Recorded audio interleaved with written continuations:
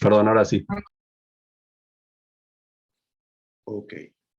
Bueno, les comentaba, vamos a utilizar una parte de la clase de hoy para fijar algunos conceptos. Primero, en forma breve, vamos a mostrar dos modelitos mecánicos que podrían ser utilizados para el ajuste de la campana de resonancia que han obtenido tanto los grupos que fueron a la clase presencial el sábado pasado, como los grupos que lo hicieron remoto, ¿no? Entonces, hemos visto que en la práctica de ultrasonido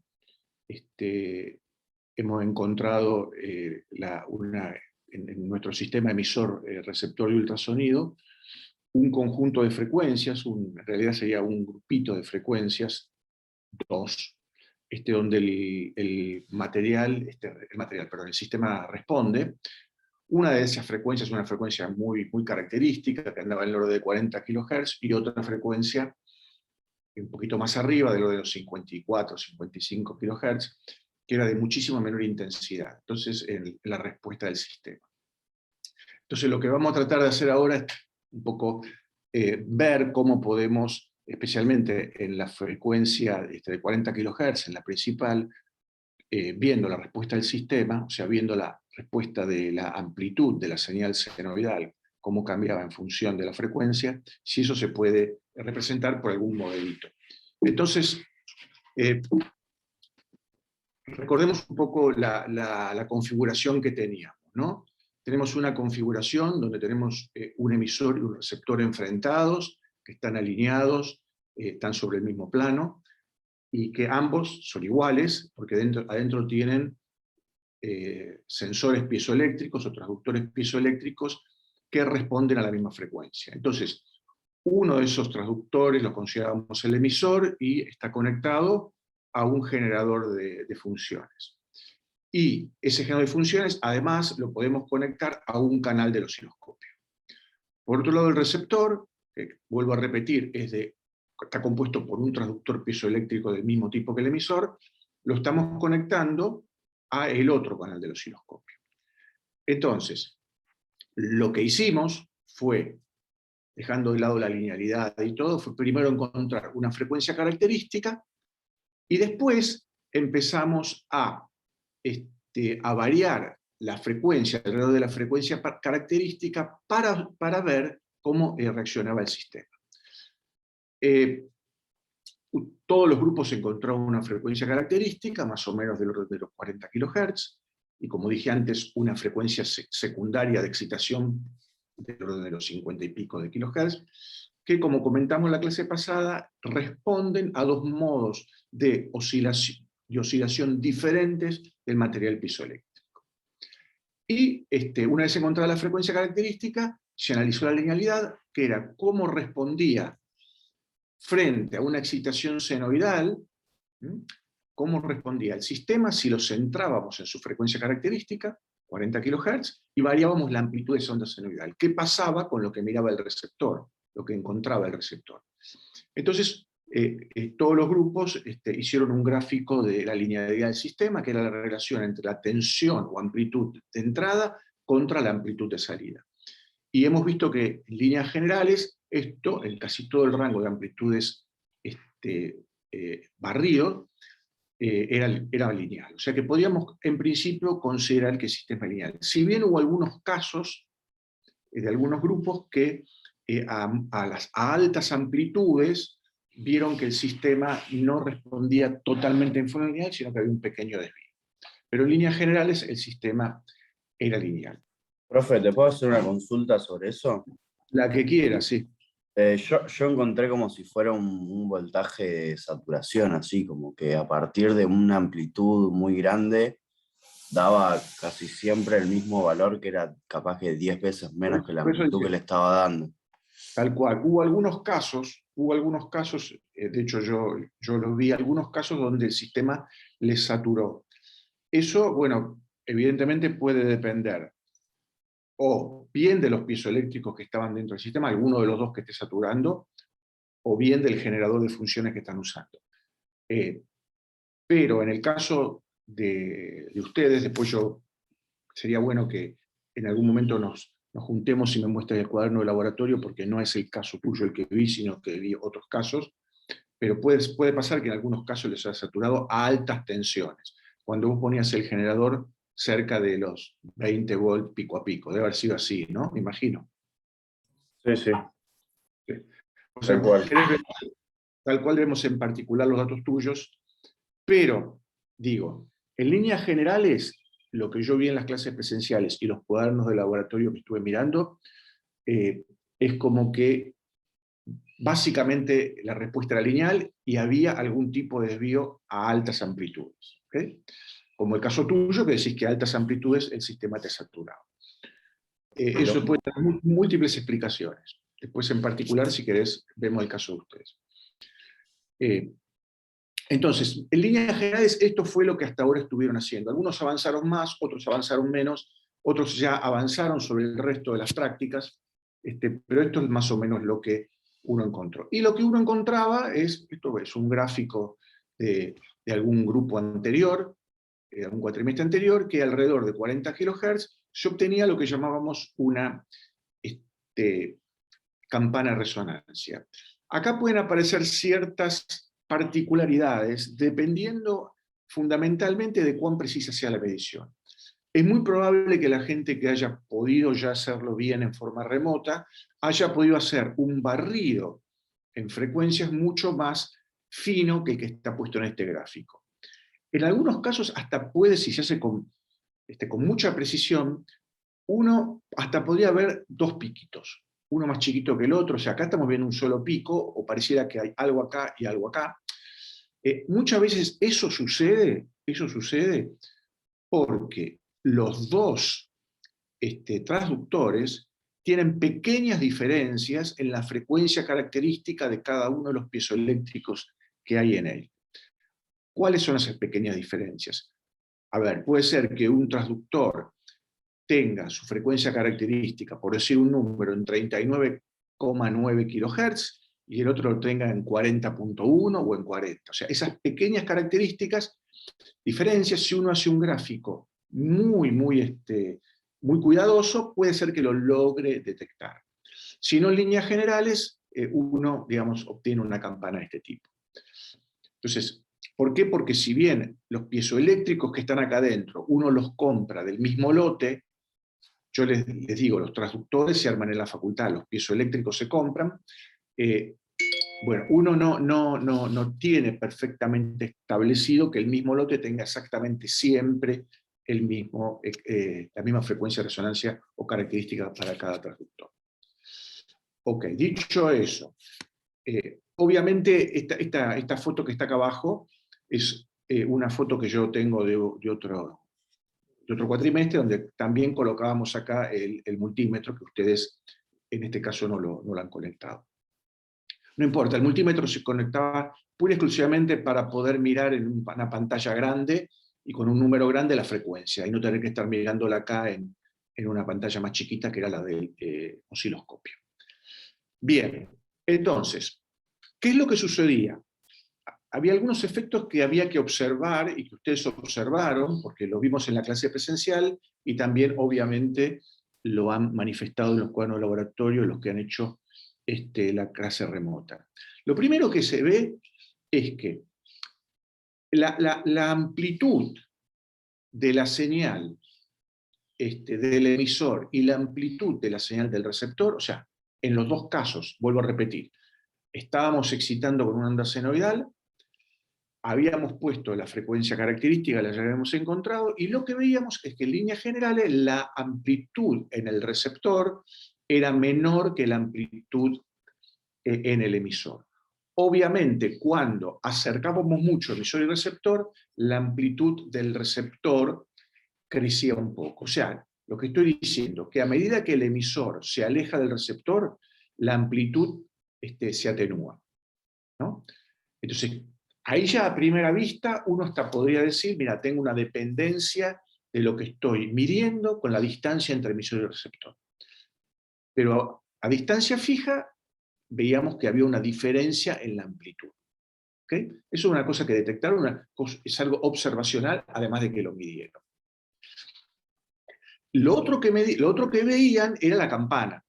Cuando variaban, digamos, la frecuencia, era como que el sistema tenía una frecuencia muy característica, muy cercana a un valor, y fuera de ese valor, la respuesta del sistema, o sea, lo que veía el receptor, decaía fuertemente. O sea, este sistema micrófono parlante es muy diferente a un micrófono parlante tipo de audio. En un micrófono parlante tipo de audio está barriendo muchas frecuencias. En música, en la voz humana, barre muchas frecuencias. Y en todas las frecuencias responde el sistema. Este sistema en particular no responde en todas las frecuencias. Está respondiendo fuertemente a una frecuencia, 40 kHz, donde tenemos el máximo, pero además es bastante sesgada, porque alrededor de esa frecuencia, el rango de frecuencias en el cual puedo detectar algo es más o menos de más o menos 2 kHz de ese valor centrado. Si me voy por debajo de los 36, 35 kHz no veía nada, y si me voy por encima de los 45, 44 kHz, veía también muy poquita señal. Es cierto que si me iba a los 54 o 55 kHz, aparecía de nuevo otra nueva frecuencia. Y vuelvo a repetir, esas dos frecuencias características tienen que ver con la vibración de este piezoeléctrico en particular. Y acá también quiero hacer una salvedad para que les quede claro. No todos los piezoeléctricos son de frecuencia característica tan sesgada. Hay piezoeléctricos cuya respuesta en frecuencia es más amplia, y hay piezoeléctricos cuya respuesta en frecuencia es todavía más angosta. Seguramente en Labo 4, cuando también estudien efecto piezoeléctrico, van a ver que la campana de resonancia es mucho más cerradita que esta que estamos viendo acá. ¿Por qué? Porque en Labo 4, por lo general, se usa un piezoeléctrico que es un cristal de cuarzo, que tiene lo que se llama un factor de mérito o de ganancia muy alto, o sea, es casi una delta. Y acá estamos usando un piezoeléctrico que es un material tipo cerámico, que es un PCT, que es una aleación de circonio, titanio y plomo, que tiene una campanita un poco más amplia. O sea, a diferentes materiales piezoeléctricos, distintas respuestas. Pero además, otra cosa que varios notaron es un desfasaje.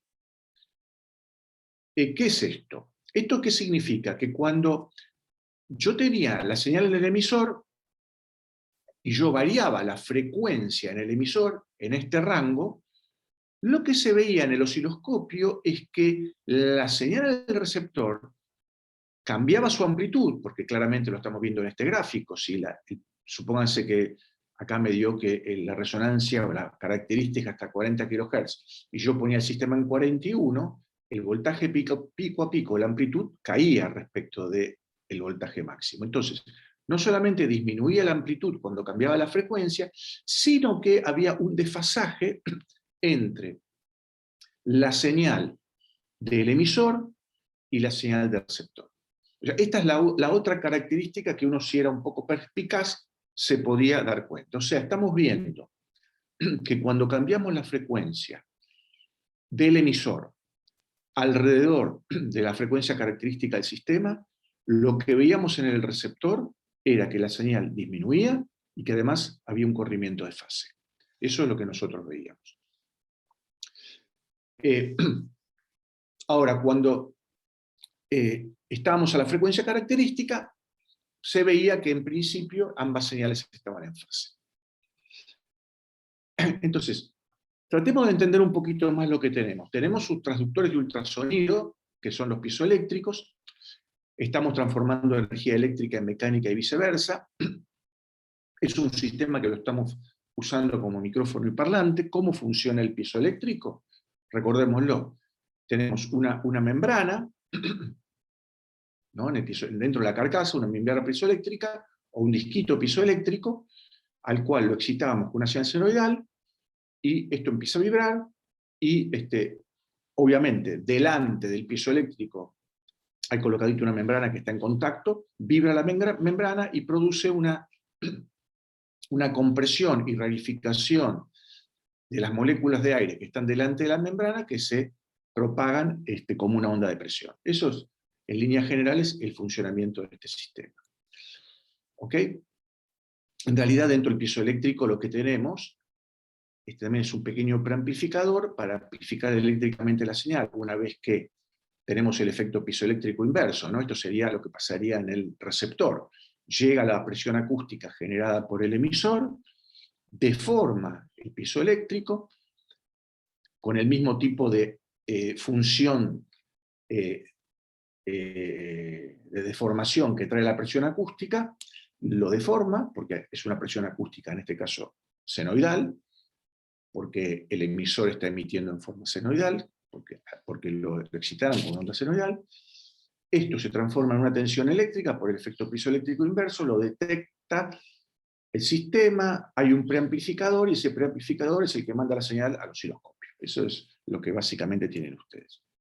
Entonces, si uno quisiera hacer un modelo simple, lo más simple posible, uno podría partir de decir, bueno, tengo un sistema mecánico que está oscilando. Entonces uno dice, bueno, podría plantear un oscilador libre primero amortiguado, ¿no? Diciendo dónde tengo la ecuación del oscilador armónico, con la constante del resorte, el coeficiente que acompaña a la velocidad, o sea, lo que llamaríamos el coeficiente, si quieren, de fricción, la masa que acompaña la aceleración, resolvemos la ecuación de Newton, tenemos la ecuación diferencial por movimiento oscilatorio amortiguado, en el cual no lo estamos forzando en esta ecuación.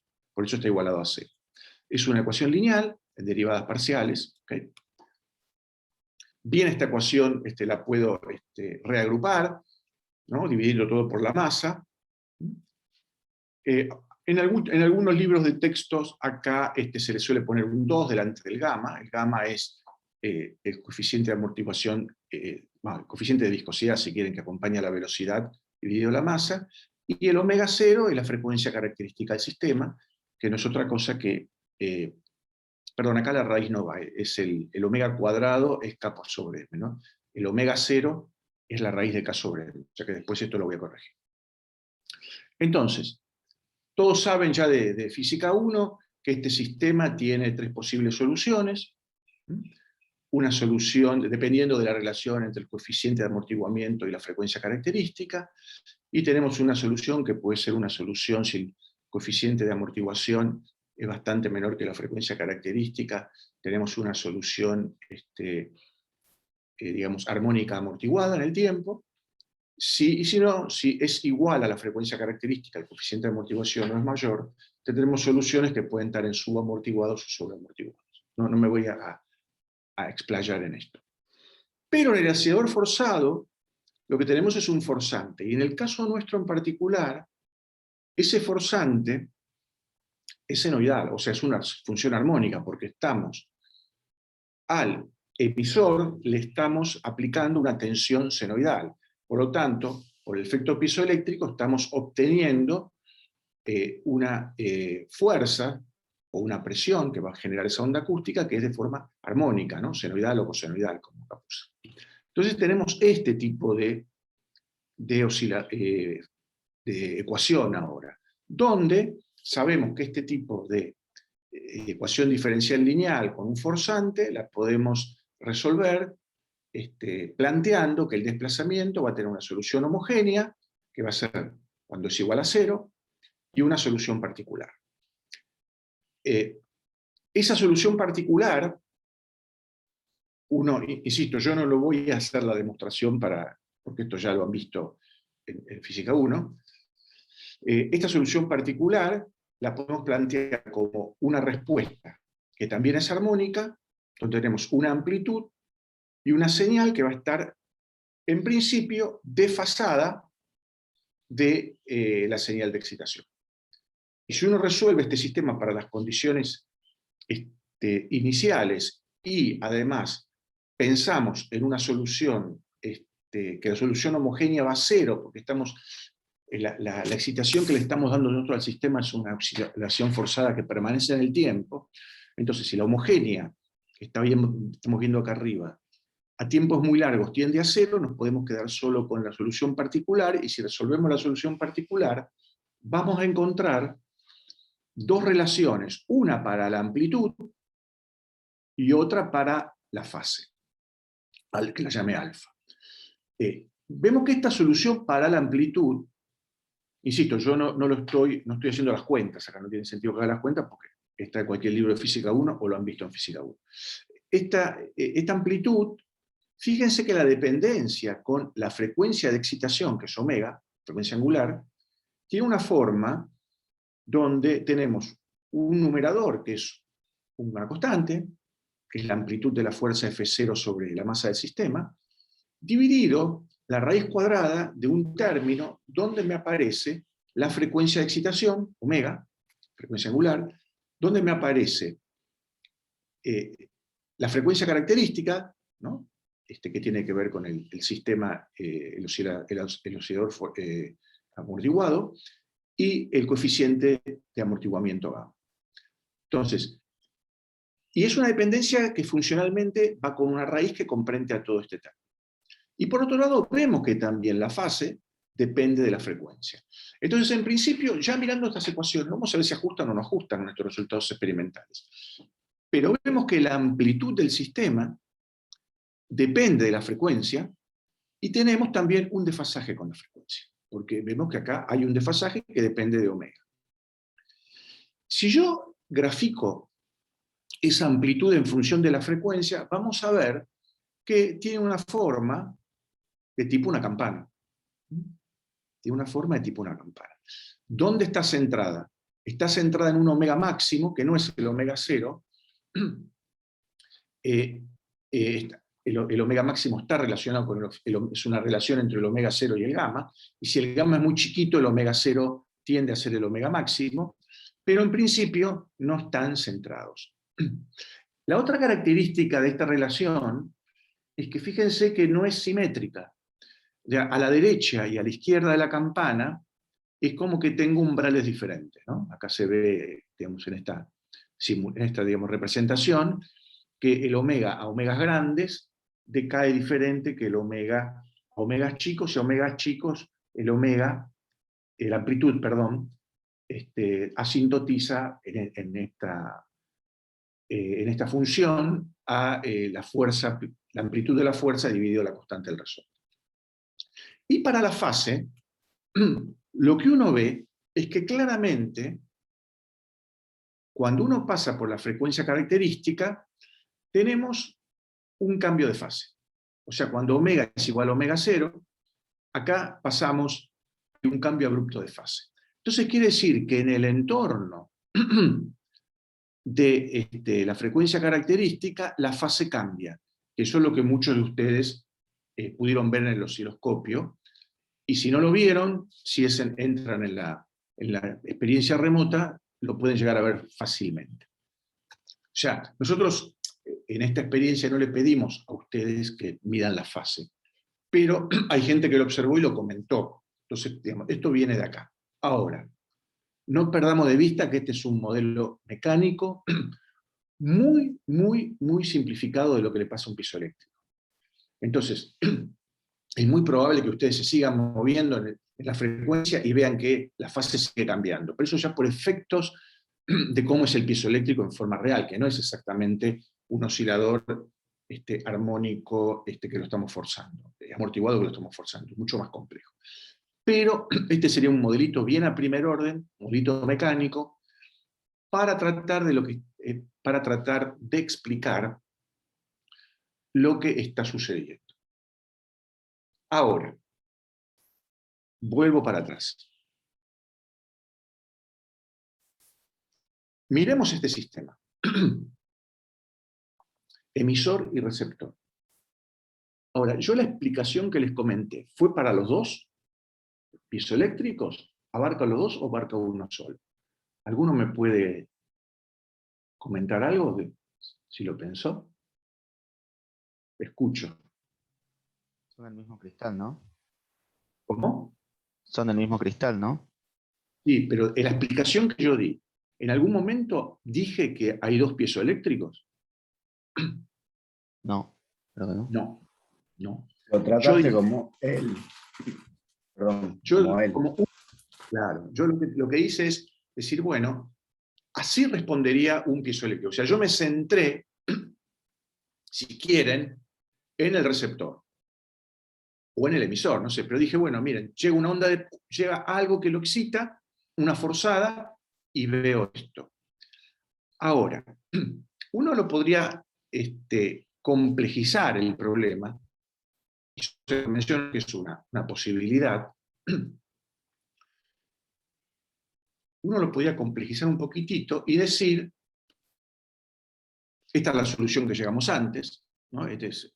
O sea, tenemos una señal que depende de la frecuencia, cuya amplitud es de este tipo. También podríamos haber planteado la ecuación del piezoeléctrico, donde se lo fuerza con una función compleja, hacer el tratamiento en complejo, ¿no? O sea, es lo mismo que hice antes, pero en vez de poner el seno de omega t, ponerlo como un número complejo. ¿Okay? Es lo que se dice después el tratamiento con lo que se llaman fasores. No vamos a entrar mucho en detalle, pero cuando hacemos esto, la ecuación diferencial, que por supuesto es lineal, porque no tiene potencias del desplazamiento ni potencias derivadas del desplazamiento, esto es una ecuación lineal. Sabemos que la solución es la superposición de la suma de las distintas soluciones que puedo tener. O sea que en el fondo, si yo quisiera tener muchas frecuencias, podría ser la sumatoria de todas las soluciones, o podría ser la integral de todas las soluciones. Esto como para que le quede claro que si yo tuviese no solamente una frecuencia en el sistema excitante, sino varios, tendría que tratarlo de esta manera. Ahora bien, si yo considero que la excitación que viene del emisor está dada por un número complejo y resuelvo el problema, ya no voy a tener, o sea, esta solución que puse acá, y acá está a propósito puesto el subíndice 2, que acá me lo olvidé en el X, es para explicar qué es lo que estaría pasando en el receptor, que lo llamo con el número 2, después voy a corregir acá que es X sub 2, en el receptor, pero tengo algo que viene del emisor. Y yo en principio puedo decir que del emisor viene algo con una excitación también tipo armónico, con el índice 1, o sea, como desplazamiento 1. Si yo resuelvo esa ecuación, donde ahora lo que entra acá del receptor es producto de lo que produjo el emisor, y lo que produjo el emisor fue una transformación por una señal senoidal que lo hizo vibrar, que fue la solución que vimos antes. Bueno, si hago toda esa solución, que es compleja, pero si quieren la pueden hacer, le va a dar que la solución a la ecuación lineal del receptor es un poquito más complicada,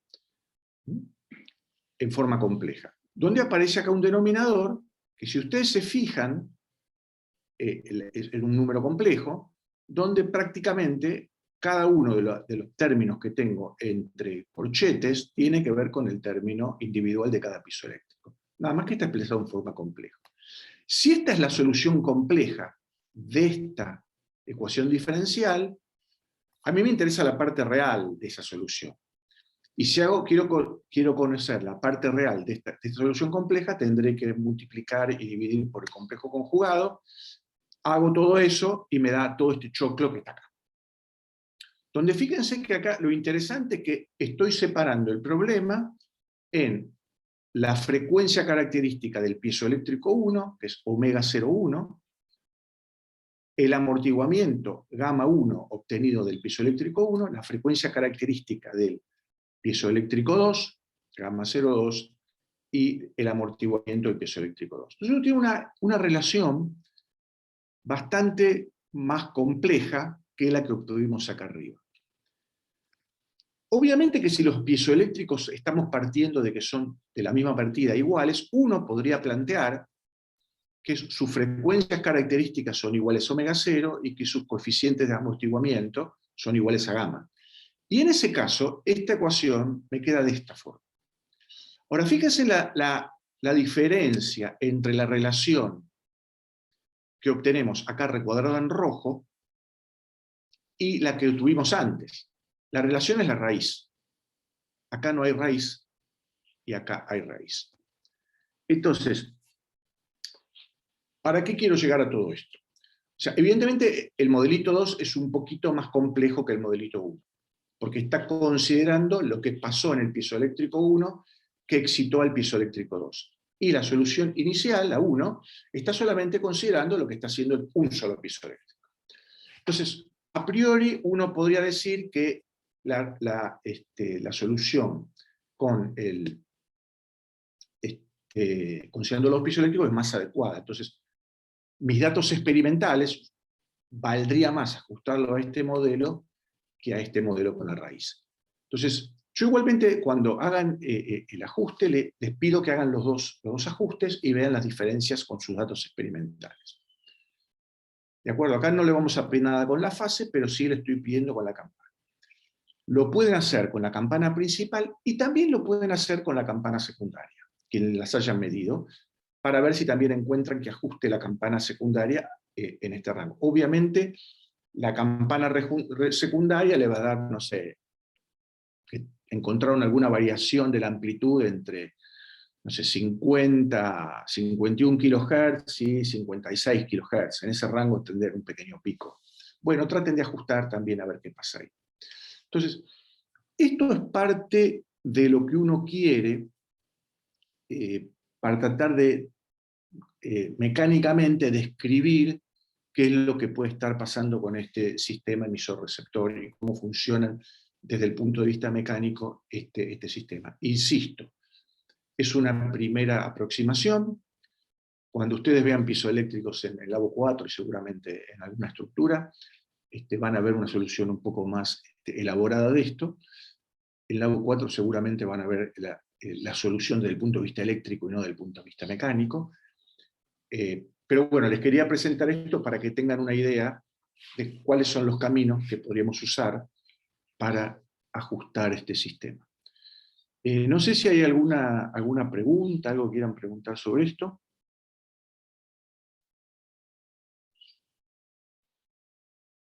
Por lo menos dígame en sí, ¿no? Así escucho. Porque no sé si... Sí. Okay. Esto de que el emisor y receptor son iguales, ¿sería también como una aproximación a primer orden o es bastante No, en este caso es bastante igualitario son. O sea, porque son de la misma partida. Y si son diferentes, insisto lo que dije antes, pueden estar difiriendo en que la frecuencia característica tenga una diferencia de 100 Hz o menos. O sea, generalmente son muy parecidos y esta aproximación se puede hacer. La aproximación grande, considerando que son diferentes, bueno, tendríamos que hacer una caracterización individual de cada piezoeléctrico. Y fíjense que acá no la estamos haciendo individual, estamos haciendo una caracterización del sistema. Para hacer una caracterización individual tendríamos que hacer otro tipo de experiencia que no es esta. Acá estamos caracterizando el sistema, no podemos identificar, discriminar uno de otro. Lo que sí sabemos que evidentemente los dos tienen frecuencias muy parecidas, porque hagamos este ejercicio mental. Supónganse que el piezoeléctrico 1, el emisor, tiene su frecuencia característica en 40 kHz.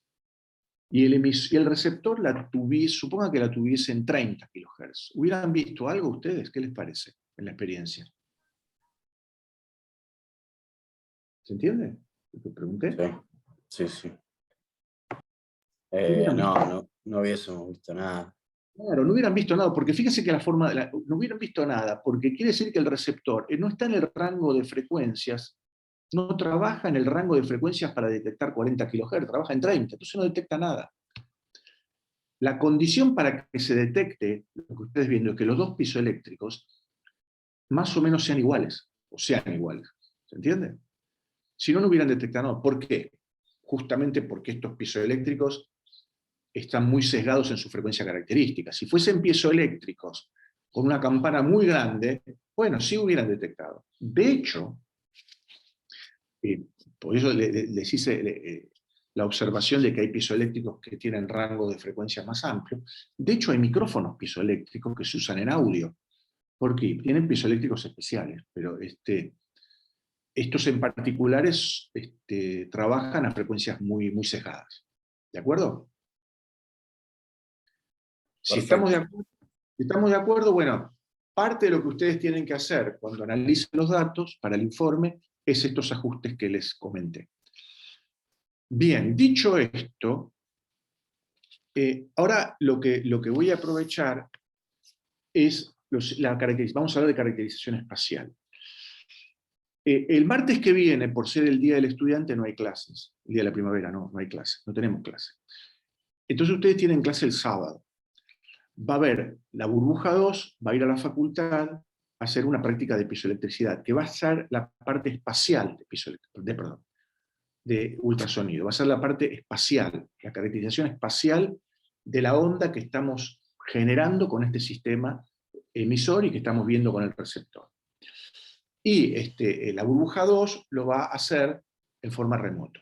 Entonces lo que quiero hacer ahora es darle un pantallazo de lo que es la caracterización espacial de este sistema.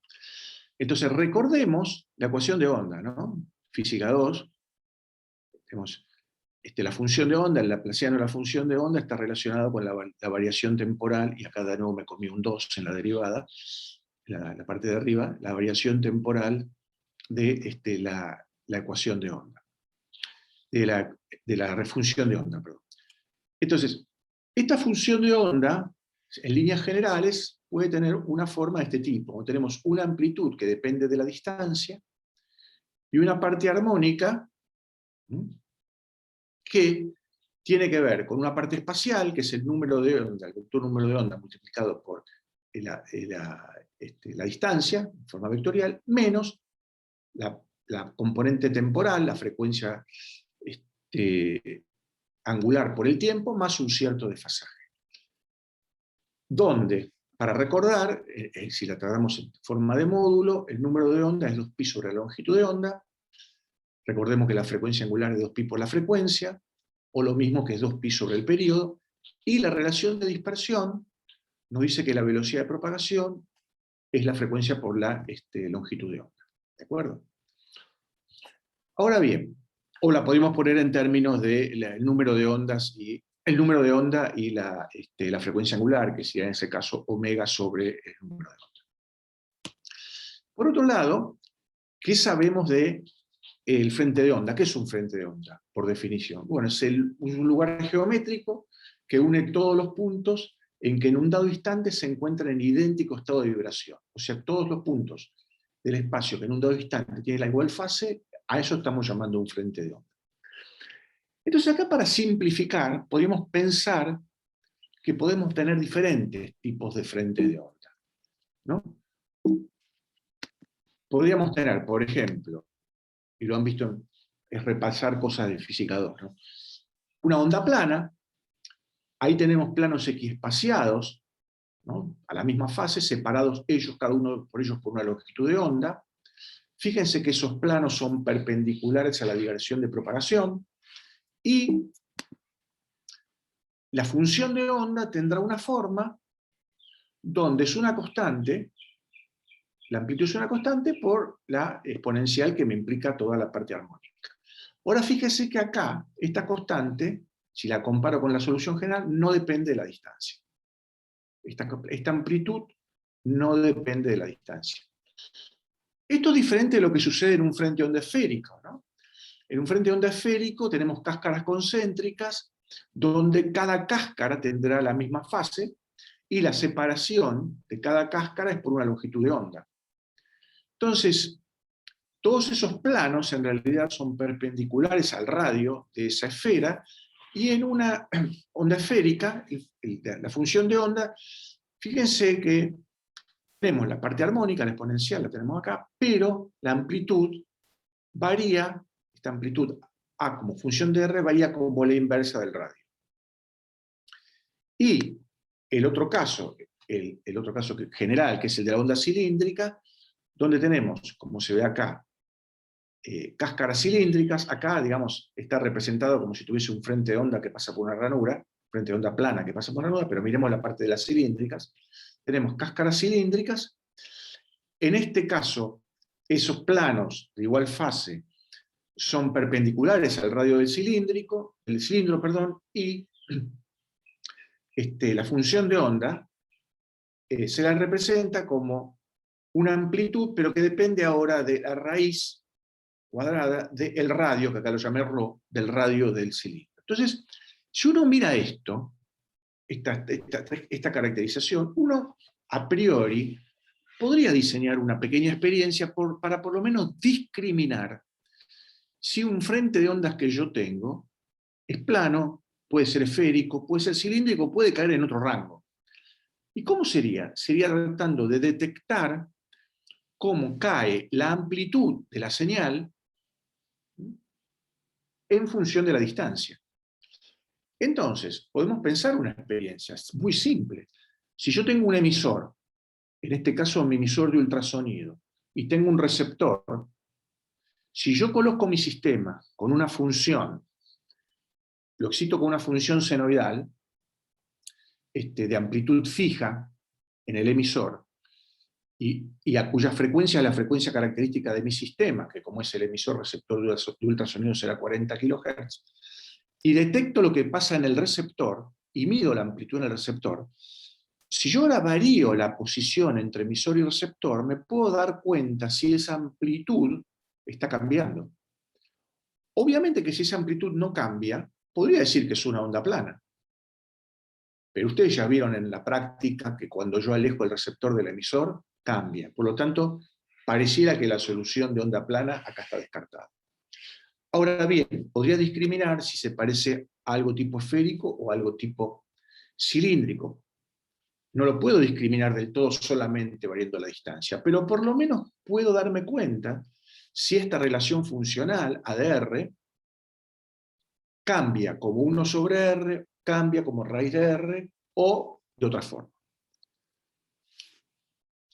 Entonces, la pregunta que nos vamos a hacer es cómo es espacialmente la onda cilíndrica, y lo primero que yo me quiero responder, ¿tendrá forma de esférica? ¿Tendrá forma de plana? ¿Tendrá forma de cilíndrica? ¿O tendrá otra forma? Entonces, voy a estudiar la amplitud, y voy a tratar de analizar si la amplitud decae de esta forma, y averiguaré el parámetro n. Entonces, voy a estudiar la dependencia de la amplitud de la señal en el receptor en función de la distancia entre emisor y receptor. Eso es lo que yo quiero hacer. Vamos a tener siempre en mente que calibramos el sistema en la primera clase. ¿Qué significa eso? Que las amplitudes que vamos a nosotros leer siempre tienen que estar dentro de nuestro rango de calibración para poder aplicarlo con exactitud. Entonces, si después de hacer este ejercicio, esta experiencia, veo que la amplitud decae sobre 1 sobre R, en principio podría plantear, y pongo el podría, que es esférica. Si va como la inversa de la raíz de R, podría plantear, y vuelvo a repetir, podría, que puede ser cilíndrica, si no depende de R es plana, esto ya lo descartamos porque de hecho lo vieron, o si tiene otra forma. Bueno, ¿cómo hacemos la experiencia? Entonces, claramente es sencillo, tengo el generador, tengo el osciloscopio, tengo los transductores, los conecto de la misma forma que los conectaron en la clase presencial o lo tienen conectado en la experiencia remota. Tendré el generador conectado al emisor y a un canal del osciloscopio, y tendré el receptor al otro canal del osciloscopio, y mediré la distancia entre ellos.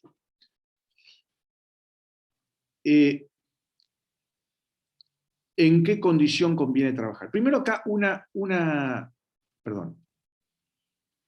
salvedad. Recuerden que ustedes van a medir la distancia entre los frentes de las dos carcasas. Con lo cual, realmente yo no sé dónde está ubicado el piezoeléctrico dentro del receptor y el piezoeléctrico dentro del emisor. Eso no lo sé. Entonces, pero el modelo que yo quiero ajustar depende de la distancia entre fuente que emite la onda y el dispositivo que registra la onda. Entonces, lo que yo tengo como distancia en mi modelito simple es la distancia entre piezoeléctricos, no la distancia entre carcasas. Por lo tanto, ustedes podrían plantear cómo poner esa incerteza dentro de las ecuaciones. Entonces yo bien podría poner, se lo simplifico un poco, voy para atrás.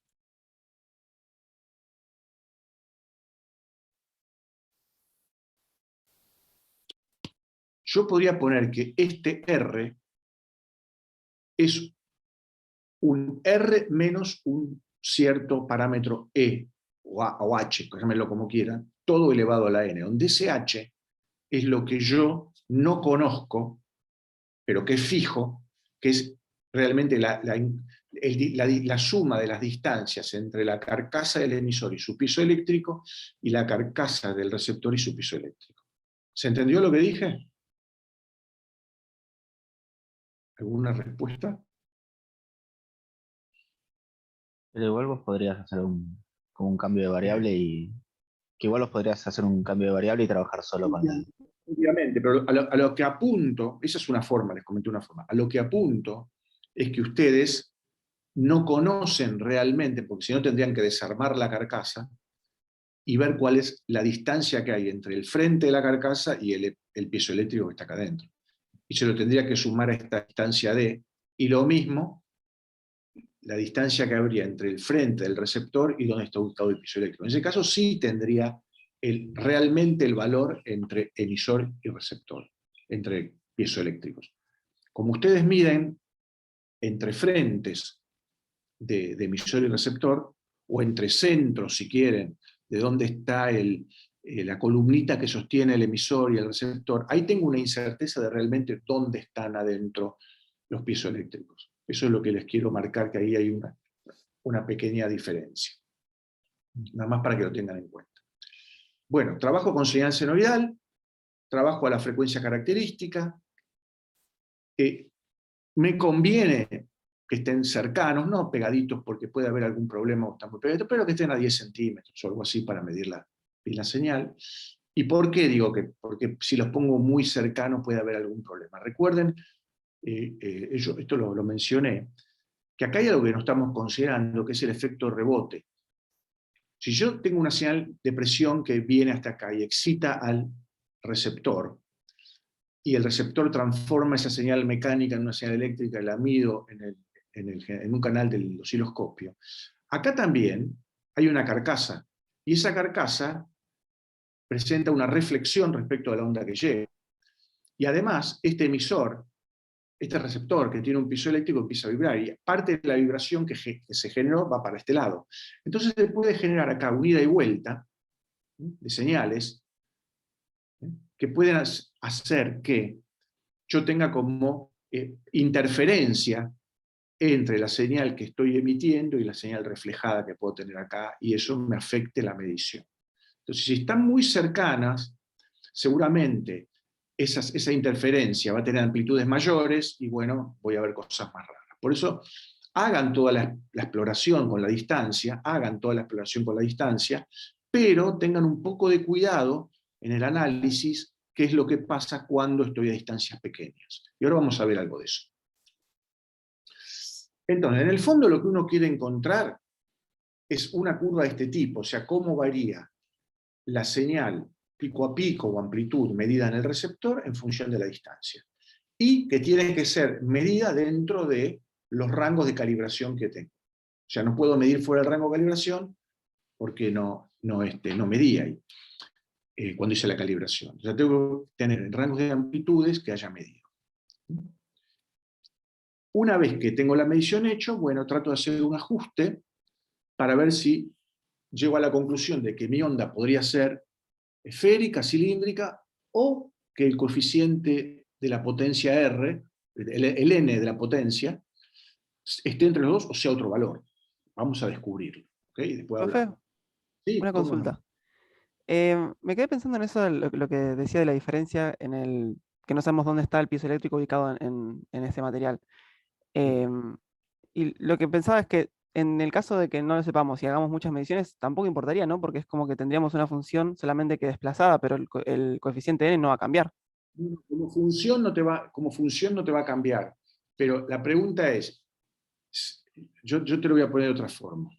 Suponete que vos, en vez de poner que vas a ajustar o sea, finalmente van a ajustar esto por una ecuación que va a ser una constante, C por 1 sobre R, que es la distancia, o D en este caso la llamé, D a la N. Entonces vos fíjate, cuando ajustes tus datos experimentales, hay en esa función que estás ajustando la constante, ¿no? Y el parámetro N. ¿De acuerdo? ¿Me seguís? Sí, sí. Yo iba a que a mí me hace más sentido sumarle la constante y no multiplicarla por eso. Claro, no. Vos acá estás queriendo ver cómo varía la amplitud. Y la amplitud te varía como una constante sobre distancia a la n. ¿Está bien? Así te varía. Si vos le sumas otra constante, esa otra constante puede ser un ruido que lo tenés metido ahí, constante, que hay que ver si está. O sea, vos decís, yo le sumo otra constante, perdón, se me fue ahí está. Esperen un minuto, pues se me fue el cursor.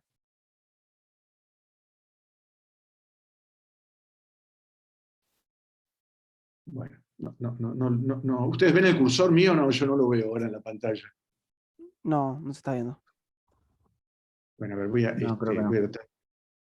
Sí, se me fue el cursor.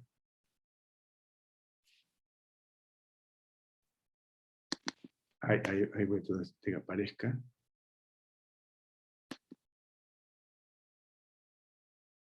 Si no, volvé a compartir, profe, viste que a veces el Zoom tiene problemitas. Sí, porque se me fue el cursor y no puedo. A ver, voy a hacerlo tranquilo. Ahí está. Bueno, voy a dejar de compartir, si no, y comparto de nuevo. Es que al no ver el cursor,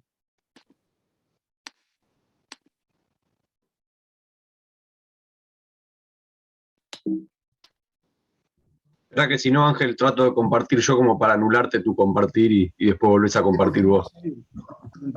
anulame vos y yo vuelvo a compartir, porque me pasó que. Total, es un segundo.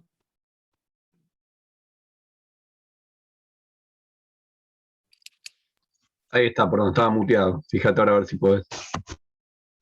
Bueno, esperen un minuto. Voy a tratar de compartir yo ahora. Y volvemos a la clase.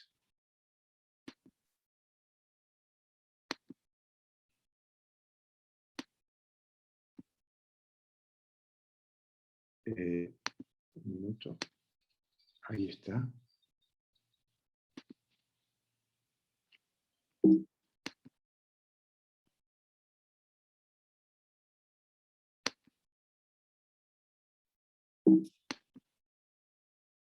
No sé por qué. No puedo. A ver, bueno. Voy a trabajar con el otro cursor y volver a descompartirme y entro de nuevo. Dale, dale. Voy a trabajar con el mouse.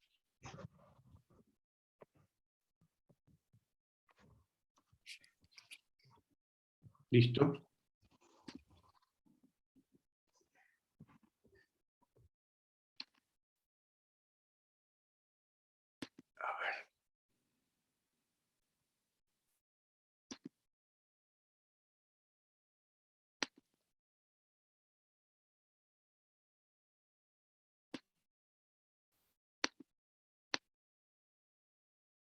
Ahora creo que sí.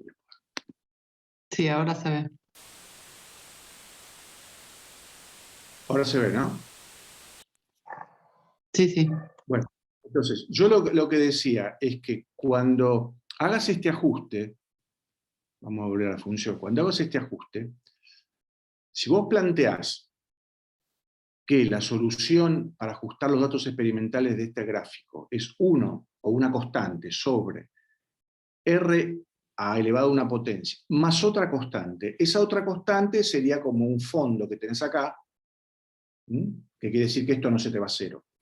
¿De acuerdo? Si vos ajustás una constante solamente sobre la distancia elevado a la potencia, tenés dos parámetros para ajustar. Esa constante más el parámetro de la potencia de la distancia. En cambio, si vos, en vez de poner la distancia menos un parámetro, llamémoslo h, y eso elevado a la potencia, tenés 3 parámetros para ajustar. Ese tercer parámetro, h, que es digamos, la diferencia que yo no conozco, yo lo puedo evaluar. Mirando el emisor y el receptor, su carcasa, nos damos una idea de que la distancia que puede haber entre el piezoeléctrico y la carcasa en el interior es de milímetros. Si yo hago un ajuste y me da centímetros o metros o kilómetros, quiere decir que algo está mal. ¿Se entiende? A eso apuntaba. Entonces, tenemos que tratar de encontrar cómo es esa dependencia. Si es 1 sobre la distancia, si es 1 sobre la distancia, o es otra cosa. ¿De acuerdo? Ahora, yo les pregunto, ¿qué les parece si yo estoy, esto es una pregunta más bien de tipo experimental, ¿no? Si yo tengo en un canal el emisor y en el otro canal el receptor, y lo estoy mirando acá, en el osciloscopio, y yo tengo el sistema fijo, no moví el receptor respecto al emisor. Las dos señales que veo, obviamente, son senoidales de 40 kHz, estamos de acuerdo con eso, ¿no? Si yo empiezo a desplazar el receptor, ¿alguna de estas señales les parece que se va a desplazar o no? A eso apunta la pregunta de ¿qué señal uso para el trigger? A ver, ¿alguien se anima a contestar? ¿Se acuerdan lo que hace el trigger? Sí, el punto para tomar las fotos, porque si se te desplaza podrías tener un problema. Entonces, uno, digamos, no acuérdense que en el osciloscopio, uno utiliza una señal para triggerear. En este caso, o sea, si yo tengo el canal 1 con la señal que viene del emisor, puedo usar el trigger del canal 1, usar la señal del canal 1 para triggerear. Por lo tanto, la señal que veo fija en el osciloscopio es la del canal 1. Con esa misma señal estoy triggereando en el canal 2. Entonces puede ser que yo el canal 2 lo vea con la señal fija o que se esté moviendo.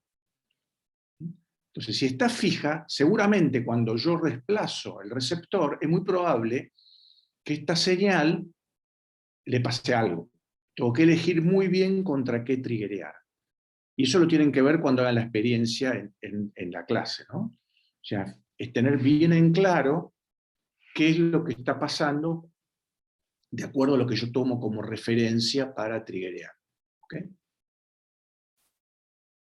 Bueno, entonces, finalmente lo que queremos es inferir el tipo de onda. Estos son datos experimentales, y esto es un poco lo que yo le decía, el transductor, que es el rojo que está acá, no está exactamente en el borde de la carcasa, está a una distancia, y por lo tanto no lo conozco. Entonces es como que lo que yo tengo es una distancia real, que la llamé de 1, y tengo una distancia medible, que la llamé d. O sea que hay una diferencia entre la distancia real de 1 entre piezoeléctricos y la distancia real d entre carcasas, que es el dato que yo mido. Además del error de la cinta métrica que pueda tener. ¿No? Puede ser que vean cosas de esta forma, que ustedes vean que en recorridos muy chicos, o sea, cuando estoy a distancias realmente chicas, milímetros, estoy en esta zona, ustedes lleguen a ver que se mueven, se están moviendo, y la señal, en vez de tener una caída global como se muestra en la diapositiva de arriba, tenga unos máximos y unos mínimos locales. Y esto es justamente producto del efecto de los rebotes que puedo tener acá, y las señales que puedo tener de interferencia por esas ondas. Le digo esto para que no se asusten. Obviamente este modelito de decaimiento, ya sea esférico, cilíndrico o el que sea, no contempla estas variaciones. ¿no? Voy a tener que hacer como una especie de... Mi ajuste va a ser una especie de promedio sobre esto. Pero si ven este tipo de cosas que se logran ver cuando uno hace un detalle muy fino, especialmente en la zona muy cercanas entre emisor y receptor, puede llegar a ver este efecto que es producto de los rebotes y de fenómenos de interferencia que puedo tener por los rebotes de las ondas.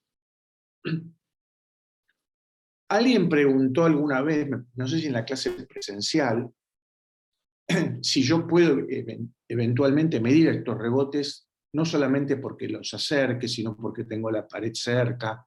Sí, es cierto. Fíjense que, voy a ir para atrás de nuevo, voy a ir para atrás. Fíjense que acá, que está el emisor y el receptor, estamos diciendo que esta onda viene así limpita del emisor al receptor, pero acá tenemos un plano acá abajo. Y esta onda, digamos, tiene una reflexión en este plano, y este plano puede rebotar y mandar una onda para acá. O sea que es muy probable que nosotros lo que estamos midiendo no es solamente lo que llega al receptor producto del emisor, sino lo que llega al receptor producto de rebotes que pueden haber o en el plano donde están colocadas el riel, por ejemplo, o si están cerca de paredes o no, y esos rebotes pueden influir en lo que yo estoy viendo. Y por lo tanto, si también acerco mucho el receptor al emisor, como decía antes, la misma carcasa del receptor es una fuente de rebotes.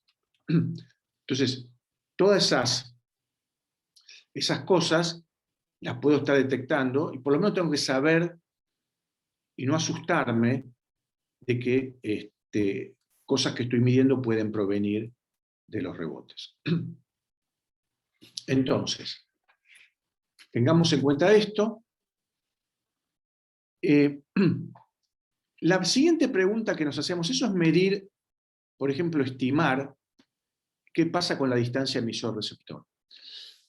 La otra cosa que podemos medir es la longitud de onda. Y bueno, para esto tenemos algo muy interesante que podemos hacer, que tiene que ver con lo que les comenté hace un ratito, de que yo en el osciloscopio veo dos canales. Estoy viendo el emisor y estoy viendo el receptor. Entonces, si yo con mi trigger logro que el emisor quede fijo, recuerden que lo que veo en el osciloscopio es la señal en función de la distancia, del tiempo, es la de abajo. Y para ver longitud de onda tendría que ver la señal en función de la distancia, la parte espacial. Entonces la pregunta es ¿cómo hago esto? Entonces la manera es la siguiente. Si yo alejo el emisor del receptor, cambia la distancia, ¿de acuerdo? Y voy a ver una atenuación por lo que ya hemos visto antes, si no fuese una onda plana. Y se produce un desfasaje entre la onda recibida y la emitida. Entonces, lo que pasa es que si yo pongo el trigger de tal manera de triggerear con el emisor, cuando yo desplace, y si están quietos no veo nada, cuando yo desplace el receptor, esta función se va a empezar a desplazar, la de abajo, la del emisor, porque no está triggereada. Entonces, lo que yo voy a ver a medida que desplace es algo así. Voy a ver como que... Entonces yo puedo decir, bueno, ¿cuánta distancia me moví para que una cresta del emisor coincida de nuevo con una cresta del receptor? Entonces, si yo me empiezo a mover, este punto del receptor se va a mover. Yo sigo al punto, no sigo a la onda, sigo la cresta del receptor. La sigo. Cuando vuelve a superponerse con una cresta del emisor, quiere decir que volvió a estar en fase el sistema. Entonces quiere decir que yo me desplacé una dada distancia A y obtuve fase entre emisor y receptor de nuevo. Por lo tanto, me movió una longitud de onda, porque dijimos que los planos de igual fase, la diferencia entre planos de igual fase en distancia es una longitud de onda. Por lo tanto, si yo muevo el receptor con cuidado, miro lo que pasa en el osciloscopio y veo que la señal de receptor se empieza a desplazar, como en bloque, En el momento que esa señal, ese pico que tomo como referencia, se superpone con el segundo pico del emisor, quiere decir que me moví me desfasé en 2 pi, por lo tanto me moví una longitud de onda. Entonces quiere decir que esa distancia corresponde a una longitud de onda. Entonces cuando el punto 1 se ubica en la posición del punto 2, se avanzó una longitud de onda en distancia. ¿De acuerdo? Entonces ahora puedo ver cuando el punto 1 se movió al punto, al tercer máximo de acá, serán 2 longitudes de onda. Y así sucesivamente. Entonces yo podría armarme un grafiquito de cuál es la distancia para que se desplace un número par n de longitudes de onda. Entonces hago un gráfico de la distancia que me moví en función de ese número n. Y fíjense que la pendiente de eso es lambda, ¿no? Porque si n fuese 1 me movió una longitud de onda, si n es 2 es 2 longitudes de onda, bueno, entonces puedo levantar varios puntos y de la pendiente puedo sacar la longitud de onda. O sea, es realmente muy sencillo cuando uno cuenta con un osciloscopio de 2 canales. Triguea con el emisor y ve lo que pasa en el receptor. Entonces quiere decir que yo con este ejemplo de moverme o mover el receptor respecto del emisor, puedo obtener cómo varía la relación con la distancia y además puedo obtener la longitud de onda. Ahora bien,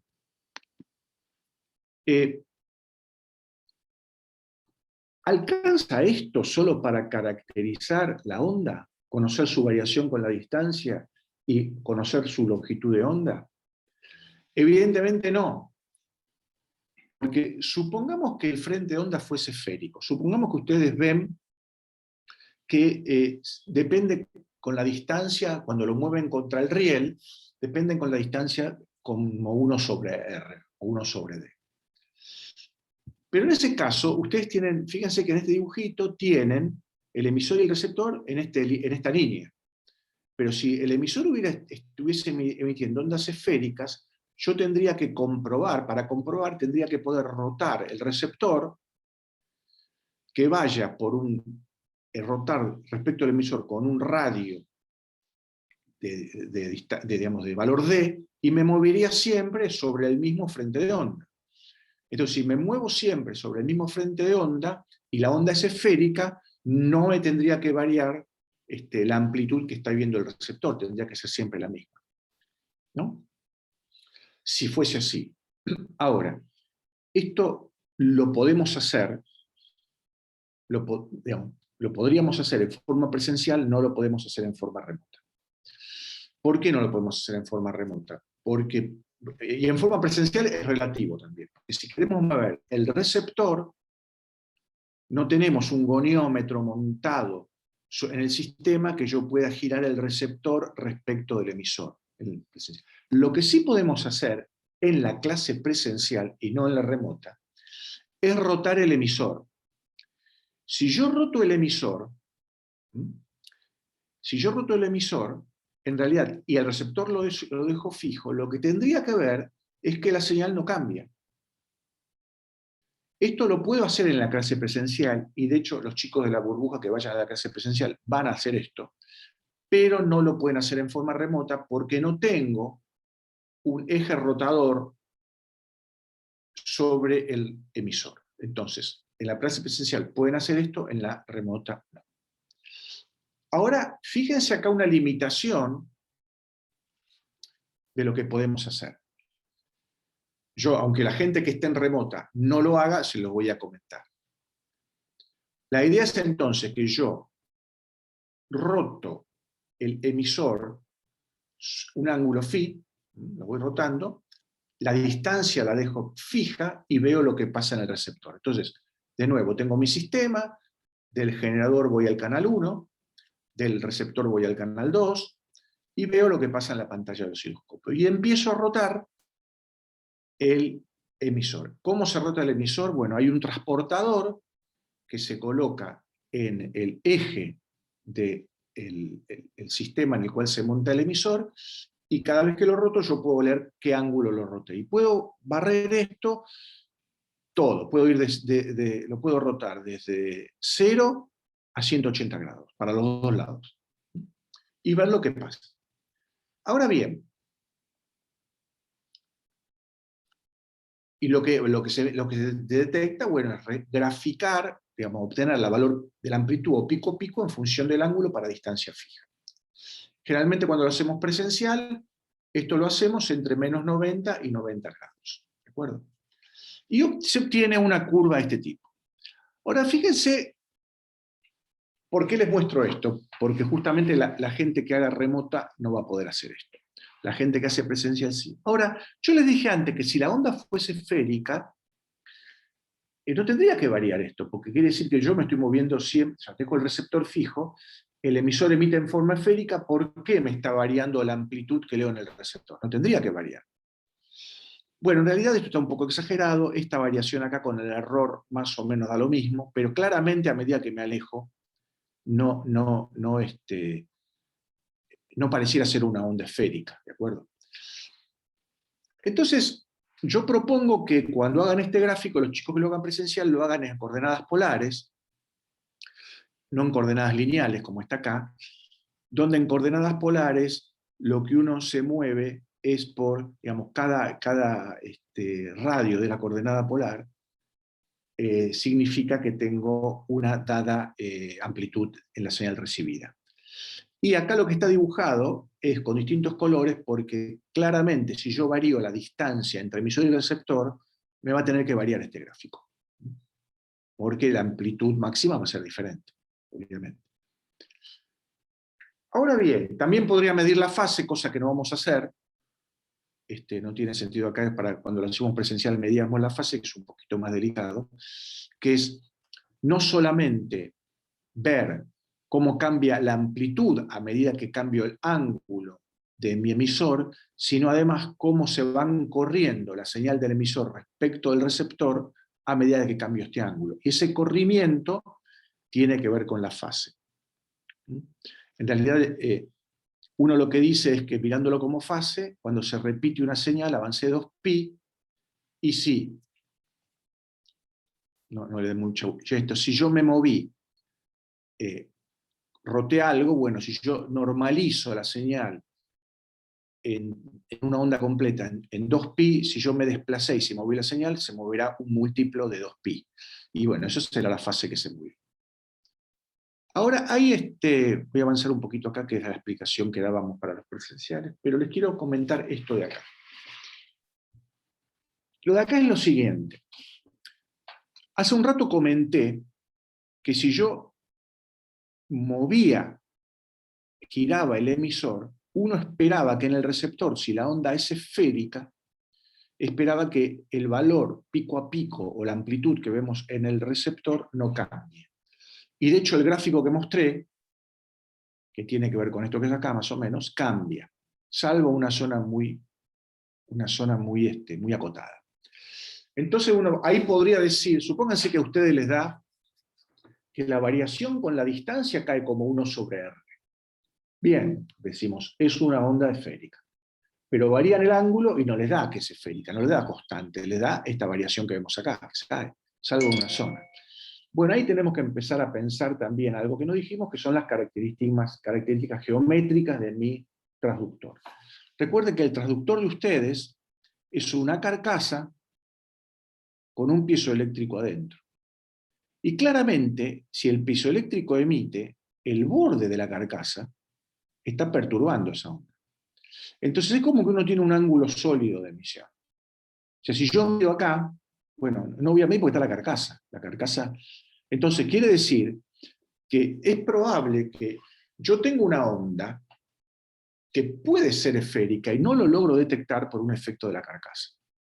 Entonces, lo que yo mida, vuelvo para atrás, finalmente sea algo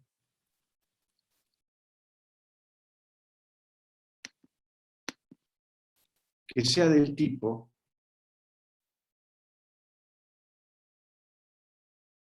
lobular. O sea, yo estoy midiendo un lóbulo. Esto es la variación con el ángulo. Estoy midiendo la amplitud en función del ángulo con coordenadas polares. Si esto fuese esférica, no tendría que tener esta fórmula de lóbulo, tendría que ser una esfera, tendría que tener un cilindro, un círculo, todo igual. Y ven que no es igual. Entonces, quiere decir que yo estoy viendo una especie de lóbulo. Pero puede ser que este lóbulo sea no porque la onda es de forma lobular, tipo un lóbulo, sino que el efecto del lóbulo me lo está produciendo la geometría de mi transductor. No sé si se logró captar lo que dije. Porque de hecho hay ondas que son lobulares. Por ejemplo, las antenas de radio pueden emitir en forma lobular. Hay muchas ondas que pueden tener forma lobular o de cardioide. Pero en este caso, o sea, cuando vibran dos dipolos podemos tener una forma lobular de vibración. Pero acá podemos tener un efecto que es de carcasa. Y la carcasa es la que me puede estar haciendo que lo que yo mido cuando mido el ángulo no sea del todo esférica. Pero bueno, yo digo que todas estas cosas las tienen que descubrir, especialmente los que hagan la práctica presencial, midiendo in situ. Insisto, la gente que haga la práctica de este tipo remota no va a poder hacer la variación angular. Sí se va a poder hacer la estimación de la velocidad del sonido, porque conocemos la relación de dispersión, que es la frecuencia, antes la llamé FKNU, que es la frecuencia por la longitud de onda. Entonces, la longitud de onda la medí, la frecuencia la conozco, porque es 40 kHz, hago esta multiplicación, me da la velocidad de propagación del sonido. Esa es la cuentita que tienen que hacer. Ahora bien, puedo calcular esto con su error, porque tenemos un error en la frecuencia, vamos a encontrar un error en la estimación de la longitud de onda. Y la pregunta que les hago acá, ¿será el medio dispersivo o no dispersivo? ¿Y cómo lo comprobarían? ¿A alguien se le ocurre con este sistema emisor-receptor que tenemos si podemos responder esta pregunta? A ver, escucho ofertas.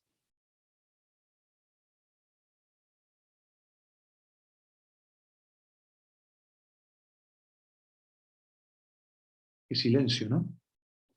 A mí se me ocurre ir variando la frecuencia, pero de ahí ya no sé qué hacer. Bueno, a ver. Suponete que tenés un sistema que puedes ir variando la frecuencia. Si el medio fuese no dispersivo, ¿qué pasa? Todas llegan igual. No pasa nada. No pasa nada, tal cual. Sigo midiendo, si yo varío la frecuencia y el medio es no dispersivo, cambiará la longitud de onda del sistema, tal que la velocidad de propagación sea siempre la misma. ¿Estamos de acuerdo? Sí, se debería mantener constante. Ok. Ahora, con el sistema que ustedes tienen, ¿pueden hacer eso? Con su emisor y receptor. No ¿No? por la frecuencia característica del emisor, o sea, puede ser que se deba a eso también. Ok, pará. ¿Y no había otra frecuencia de resonancia? Sí, hay dos. Ah, ok. Entonces ahí a eso quería llegar. Entonces, la manera que tiene es la siguiente. Mido esto para la frecuencia de 40 kHz. Pero también lo hago para la de 54 kHz. Entonces, ¿qué tengo que hacer? Una vez que encontré la longitud de onda para la frecuencia de 40 kHz, dijo, bueno, me voy a ir a 54. Cambio la frecuencia, mido la longitud de onda para esa frecuencia y verifico si la velocidad de propagación da la misma. O sea, tengo una manera, porque este sistema, al tener esas dos frecuencias, nos permite comprobar si la velocidad de propagación es la correcta. ¿Está bien? Entonces esa prueba la tienen que hacer. Entonces, pueden hacer. O sea, ¿qué quiere decir esto? Que van a tener que tratar de encontrar para la frecuencia de 50 y pico de kilohertz su longitud de onda. Y hacer esta cuentita también. Esto vale para todos, no solo para los presenciales, vale para los que hacen la práctica remota y para los presenciales. Entonces, en base a las experiencias, podrán responder cómo es la onda emitida, van a inferir algo de los resultados, van a estimar la velocidad de propagación del sonido. O sea, esto es lo que finalmente uno tiene que hacer. Y vuelvo a repetir, los que vayan a la clase presencial van a tener mucho más elementos para tratar de decir qué tipo de onda es. O le pueden contar a sus compañeros, ¿sabes qué? Varié el ángulo, vi que podía ser una esférica o podía ser una cilíndrica. También pude ver que la fase no cambiaba o cambiaba cuando cambiaba el ángulo. Ese tipo de cosas las van a poder hacer los presenciales. Y en parte porque son 3 horas. Pero no la van a poder hacer los que están en práctica remota. Para los que están en práctica remota, les cuento, se parece mucho a una onda esférica, más bien es una onda tipo lobular. Pero no podemos responder, dar una respuesta fehaciente por justamente el efecto de las carcasas de los piezoeléctricos. Así que bueno, no sé si hay alguna pregunta. Yo tengo una pregunta con lo que Sí. dijo recién. ¿Por qué Vale. se emite, o sea, hacemos este estudio de la longitud de onda y si el medio es dispersivo o reactivo con las dos ondas, con las dos frecuencias características? ¿No se podría hacer con cualquier frecuencia en principio? Sí, se puede hacer con cualquier frecuencia. El problema es que este sistema no responde a cualquier frecuencia. Acordate que este sistema solo responde a 2 frecuencias. Claro. Si vos tuvieras otro tipo de emisor receptor, obviamente que lo puedes hacer con cualquier frecuencia. Claramente. Si vos tenés un parlante y un micrófono común, si vos excitas el parlante con una frecuencia fija, lo puedes hacer con cualquier frecuencia, y tendría que ser lo mismo. Lo que pasa es que en este sistema en particular, que son 2 piezoeléctricos que trabajan a 2 frecuencias nada más, solo lo puedes hacer a 2 frecuencias. ¿Ok? Esto es una limitación de tu sistema. No es que el medio es dispersivo, no, el medio es no dispersivo. Una cosa que me olvidé de comentarles, cuando comparen, cuando estudien el tema de la velocidad de propagación del sonido, tengan en claro las condiciones ambientales, ¿no? Porque la velocidad de propagación del sonido depende de la presión atmosférica y depende de la temperatura. Entonces, para la gente que haga la práctica remota, lo que pueden hacer es entrar ese día, a esa hora, al Servicio Meteorológico Nacional, a la página del Servicio Meteorológico Nacional, y fijarse que miden la presión y la temperatura de varias zonas del país en ese momento. Entonces es bueno que entren por lo menos en algún lugar cercano a Ciudad Universitaria, donde está el en el aeroparque. Fíjense en el aeroparque, más o menos a la hora que miden, qué temperatura y qué presión tienen, para por lo menos decir, bueno, medita el día y en la zona cercana donde estoy midiendo la temperatura era tal. Porque la velocidad de propagación depende de esos parámetros. Y los chicos que lo hagan en la facultad ese día harán lo mismo, pero a la hora que están en la facultad. ¿Ok? ¿Se me escucha? Sí, se te escucha. Tenía la duda porque no estoy en la computadora, siempre yo tampoco. El tema de ver la longitud de onda, ¿no? Y este último, ¿no se puede hacer también con onda cuadrada y viendo cómo va, y si es un sistema dispersivo o no dispersivo, viendo cómo varía en fracción de onda? Con la onda cuadrada lo vas a hacer, de hecho con onda cuadrada se hace la medición de la velocidad de propagación del sonido con el pulso, con la onda cuadrada de baja frecuencia. Vos podés calcular la velocidad de propagación del Sí. sonido, pero podés calcular con distancia y tiempo, no lo estás calculando con la relación de dispersión. No, y yo decía el tema de ver si es un medio dispersivo o no dispersivo. Variando Sí. en fracción de onda, ¿no deberíamos poder verlo también? O como estoy fraccionando No, justamente. este sistema responde solamente a la frecuencia característica, no te responde a otra frecuencia. O sea, vos cuando emitís con el emisor, por más que le pongas, acordate de la experiencia de onda cuadrada, por más que vos le pongas una onda cuadrada, el emisor emite una señal senoidal, porque responde, y emite una señal senoidal que es a la frecuencia característica, que es 40 kHz. No te está Claro. respondiendo. Que vos lo uses eso para hacer la transformada de Fourier y que puedas obtener cómo se descompone una cuadrada es otra cosa. Pero el emisor responde a 40 kHz o a 54. Tendrías que tener otros piezoeléctricos que respondan a otras frecuencias o tener algún sistema de transductor-receptor que puedas variar en un rango amplio de frecuencias. ¿Ok? Listo. Sí, fue entonces un error conceptual mío. No, pero está bien que lo hayas preguntado, Sí. pero es para entender un poco cómo funciona este sistema. No es que el sistema funciona a cualquier frecuencia. Funciona a 2 frecuencias, nada más. ¿Ok? Sí, todo perfecto. Ojo, a ver, vos podés hacer algo muy fino, que es lo siguiente. Voy a ir para atrás. Bien para atrás. Ustedes están viendo ahí el gráfico de la respuesta, ¿no? De la campana. Correcto. Están viendo. Fíjense que yo les dije, para calcular la longitud de onda, colóquense a la frecuencia característica. O sea, se pusieron el sistema en 40 kHz y lo dejaron ahí. ¿De acuerdo? Ahora lo podían haber puesto en 38. Porque en 38 tengo señal, más baja, pero la tengo. ¿Está bien? Y podría calcular la longitud de onda para 38. No para 36, pero para 38 sí. Entonces, en este rango donde me responde el sistema, en todo ese rango yo podría calcular para cada frecuencia una longitud de onda, que va a ser muy poca la variación, y calcular la relación de dispersión. Pero en un rango de frecuencias chico, más o menos 2 kHz. ¿De acuerdo? Yo les dije, calcúlenlo a 40, calcúlenlo a 54. Pero también lo pueden calcular donde la campana responde. O sea, si yo me paro en 40 y, y calculo la longitud de onda para 40, me va a dar una longitud de onda para 40 kHz. Pero si lo hago a 38, van a calcular la longitud de onda para 38 kHz. Y si lo hago a 41, van a calcular una para 41. Bueno, tienen varios valores para calcular. Es mucho más laburo, mucho más cuenta, mucho más trabajo experimental, porque tienen que levantar ese gráfico de longitud de onda para distintas frecuencias, en la zona que responde el piezoeléctrico. ¿Se entendió? O sea que con este sistema es cierto, podés trabajar a otras frecuencias, pero siempre muy acotadito en este rango de trabajo. ¿Alguna otra pregunta?